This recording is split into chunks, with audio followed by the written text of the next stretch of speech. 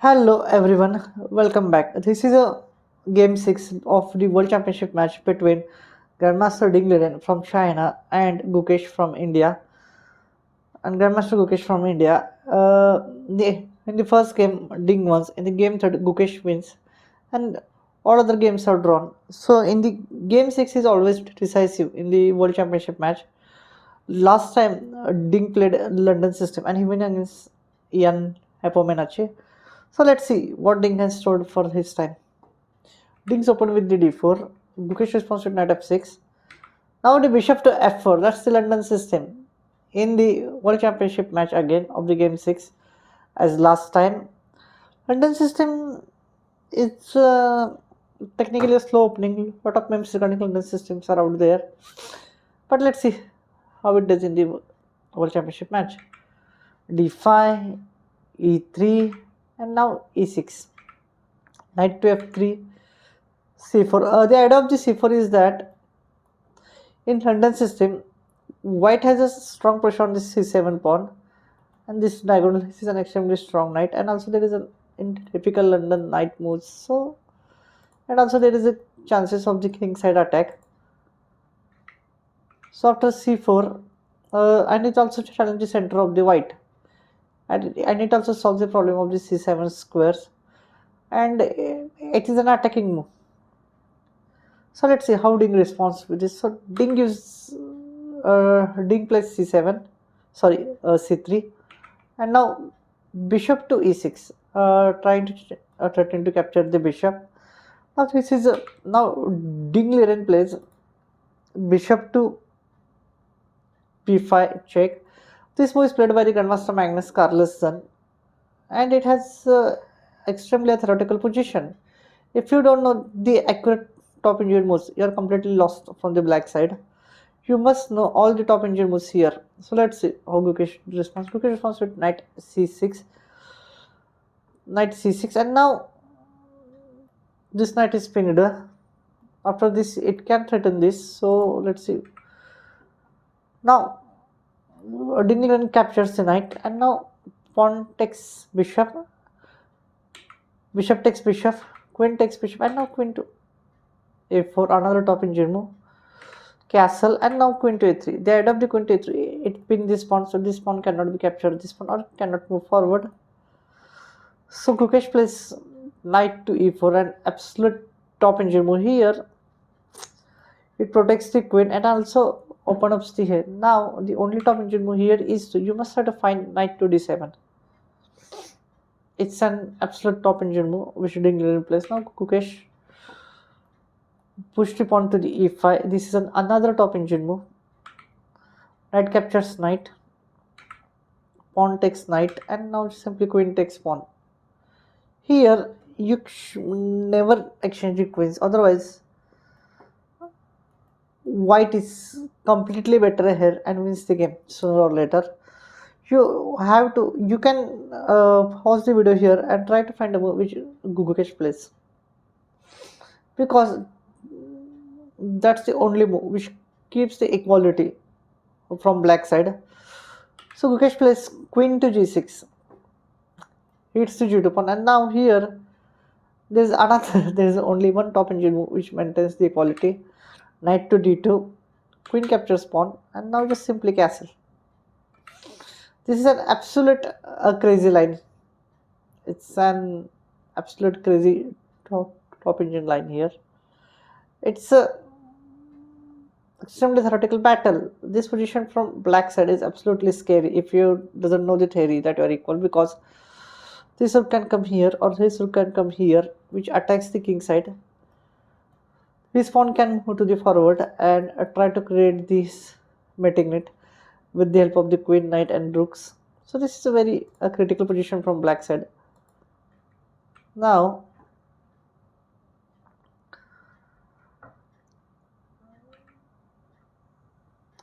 Ding Liren captures the pawn, and now the threat is knight takes pawn, and knight can goes here, knight can comes to the here.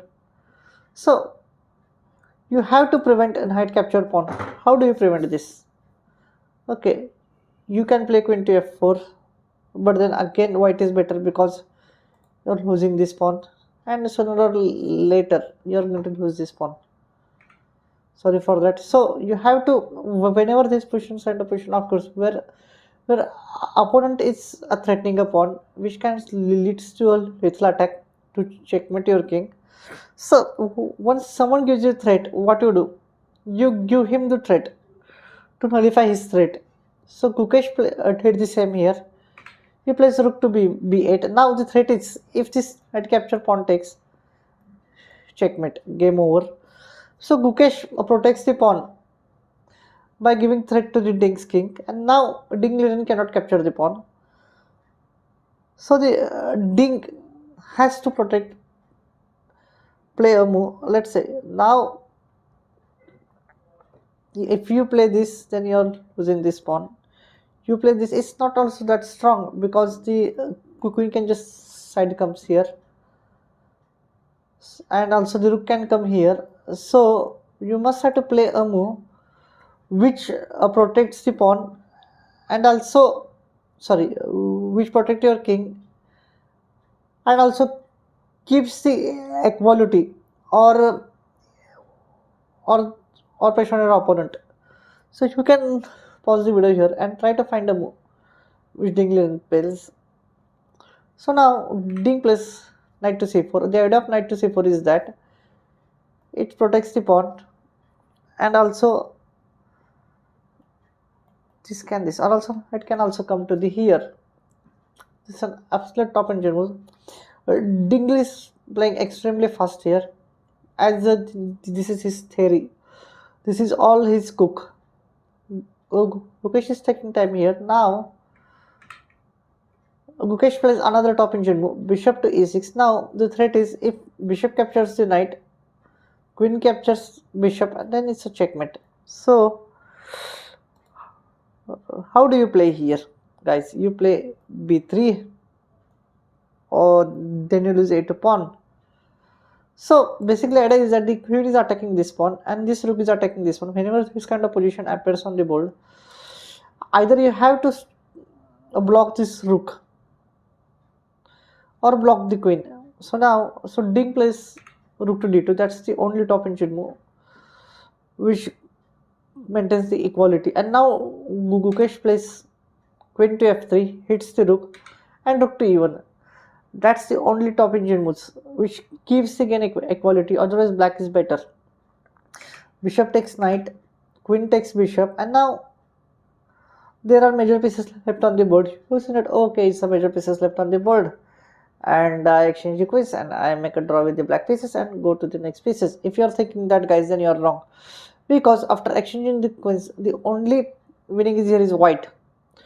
So Gukesh has to avoid the queen trade, or if he trade the queen, he has to turn on his own term. So let's see what happens in the game next. Now queen to f4, this is a human move. The top engine move here is to rook to d8. So Ding stops here. I think Ding is second doesn't prepare for the move of the queen f4, as the engine is not showing this move. So after this move, Liren thinks about half hour and he captures the pawn. So Gukesh captures the pawn back, and now there is a queen dance here. Ding tries to exchange the queen here, as after the queen exchange, white rook is active. His pawn is losing anyway, and he's also weak. And white has this hussars. So Gukesh avoids it. Again, try to exchange the queens. Gukesh avoids. Again, Ding is offered to exchange the queens, and now after this, now if Gukesh plays queen back to e7, then it's a draw by triple repetition. He can claim the draw with the black pieces and go home and enjoy the rest day. I mean, not enjoy the rest day, but he can prepare for the next game with the white, or he can keep the game going by playing an inferior move according to engines. So Gukesh plays queen to a4. This is an inferior move according to engines, as this gives white advantage. And if if Ding plays all the top engine moves, then the only one win here is a Ding Liren, and the Gukesh is very hard time for saving this position. I don't see the press conference, so I don't know why exactly the Gukesh plays this move. So after rook to d1, another top engine move by Ding, and now g6, trying to making escape for the king, and now just simply queen to e4 hits the rook. Rook hits the queen, and now just simply again Ding Liren is giving the offer to exchange the queens. Now the Gukesh cannot exchange the queens here, as if queen takes h3 and h takes g3, and now if you push this pawn, you're unable to create a passer here, as this both on pawns are having the control f4 square, and this is also not going anywhere. So after queen g5, Gukesh plays queen to h5. Now the threat is queen to a5, threatening to win this pawn. So Ding plays queen to f4. This is a very critical move in this position here, as it sets the queen to the f6. It controls the b8 square, and it can also here, and in some positions you can go here and try to checkmate your opponent. So after this, Gukesh plays queen to f. Now what you can play here? Now you have two options. You can play king to b1 or pawn to a3 here. So if you go king to b1, then rook comes here, and it's also there is a in future the idea of sacrifice on the c pawn. So Ding avoids all of this, and he plays a3, and this a3 is a absolute top engine move, as it prevents the queen, and it also stops the ideas of sacrificing on the c pawn. And now here Gukesh plays an absolutely brilliant move according to me. It's an amazing move. He finds the resource. If he doesn't play this move, I don't think that he might be lost here. So Gukesh plays accurately queen to the b5. Now the idea of the queen to the b5 is that the queen can infiltrate on the b3. Queen can come to the here and give checks. Let's think this king goes to the here, and so it's a very, and also in any case the rook can comes here. So Ding Liren prevents this with the rook to the d4, and now the idea is that you cannot play rook to b1, because if you play rook to b1, and now this is just simply you're losing a piece. You have to go back here, and then simply rook takes rook, queen takes rook, and queen takes rook, and just simply the only one is winning here is the white, as his pawn is weak. Okay, let's say you protect this one, and just simply this you play this, and now just simply you are pushing this pawn, and you are making a queen here. So you cannot play this move, sorry. So Gukesh plays queen to the e2. Now this queen to e2 move is very subtle, as it maintains the threat of this, and so Ding says, okay, I don't want your queen here, so he plays rook to d2, and now queen to f3. Gukesh offers the queen trade. Now you cannot exchange the queens here, because if you exchange the queens here, then his pawn is weak, and his pawn is weak. You cannot protect this pawn here any further way. So, and his pawn is also become safe after losing this pawn by the rook. So instead, after king to c2, if black trades the queen, here is okay. So in the game, Gukesh captures the queen here, and now simply queen takes pawn, and now the move here, as per the engine, is that you have to play queen to g3. The idea of the queen to g3 is that, let's say if you exchange the queens right now, pawn captures the queen, and now let's say you push, you cannot create a hustle here, because it is controlled by these two squares, and white is better here. I mean, better means not technically winning as perspective, but it's still better. So might be the little inaccuracy from Ding side here, and now this f4. Black has this beautiful pawn chain, and also this strong pass pawn defended by the rook. So Gukesh, sorry, Ding plays h4. The head of the h4 is the same way. Let's say you play some sloppy move, then there is a threat is this. If you capture the pawn, takes, and now let's say you play this and this. These two connected passers put to pass. This is a completely dead loss position for the Ding Liren. So he has to find a move h4 which stop this creation of passers. And now Gukesh plays e3, hits the rook, and also so just rook to e2, and now rook to e7, king to d3, trying to get the pawn, and now just simply rook to d8. And now here Ding Liren, now here take what you can do here. This pawn is protected by both these pawns.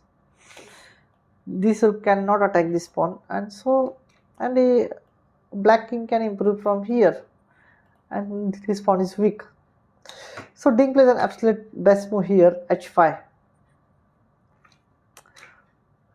This h5 is a so important move that Ding's find on this spot. It's really impressive from him. And now just Gukesh captures the pawn. The Gukesh has a very strong idea here after capturing the pawn. Those who are thinking that okay, my pawn has become weak, now it can lost. But no, I will show you the idea of the Gukesh what he has in his mind. After rook to the d5, h4, rook captures pawn, and now check, king c2, and now just simply rook to g2. This is a very strong move. Let's say you go now here rook h5. Now king can come to the g6. Okay, let's say you capture the pawn, and now simply king to the f4, c3, and now e4. Now here king can come here, and this is as per engine is still a draw. It's still 0-0-0, but for humans perspective it's extremely difficult to calculate all of these variations, and white can go wrong. So you have to find a move f5 here. Now if it comes here, you can just simply come here, and let's see, if you push, you just only check the king, and the king cannot accept here, and it's a draw by repetitions. So after king to g7, sorry, not this, okay, here after h4, here in this position Gukesh captures the pawn, and now just simply rook to the d5, h4, rook captures pawn, and now check, king c2 only. And now Ding says okay, I don't want this any kind of nonsense where I am the one who is losing. Okay, I play a great opening and you absolutely resourcefully defend my preparation, and now I have enough. So Ding says rook to g2 check. The king cannot come further here, because if king comes further here, you just have to check here. It comes here and it's a checkmate. So the Gukesh has to play back, and now just simply rook to the e2, or stop the passer, and just simply they repeated the moves here, and the game ended in a draw. So guys, the game 6 is always special in World Championship matches in last 2 times. So now this in a London system, Gukesh plays an absolutely a beautiful resourcefulness. Of course, he made an inaccuracy with the rook to the queen to the h4, but he maintains the draw, and it's a very good fight from both of sides. They both plays high accurately, almost 97 to 98% accuracy game. So just like the two top engines playing against each other, when two top engines play against each other, this is always a draw. So either Ding has to make mistake or Gukesh has to make mistakes to get a decisive result. So the game 7 is on 3rd December. So we will see what happened in the game 7. Thank you guys.